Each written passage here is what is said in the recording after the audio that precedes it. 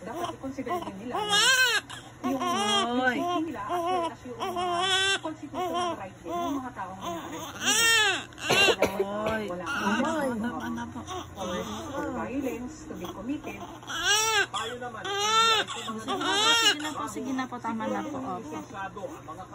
Sorry na po ng mami. Siguro din na ang transaction ay ginagawa dun sa opisina lamang.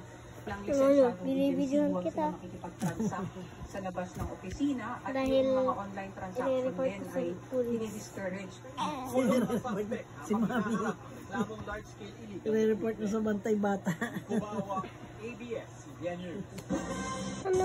Arestado ang dalawang lalaki na nakuha sa isang sa Las Piñas City. Kuwawa. Dahil sa iba't ibang krimen ang mga suspect. Papatrol, Liza Aquino. Sige na po. Ito na po.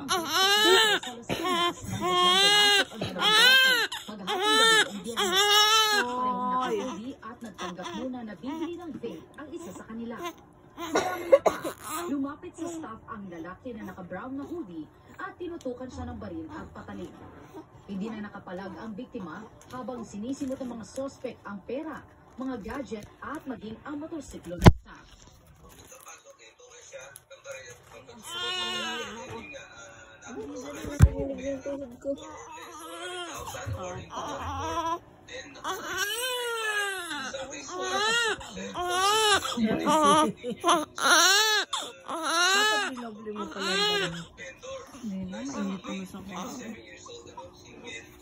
Agad namang nagkasa ng hot person ng police naka-aresto ng isa sa mga suspect. Kung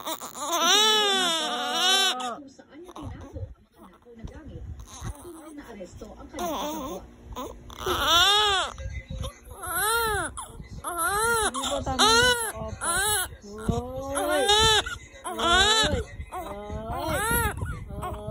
Dami ng puta.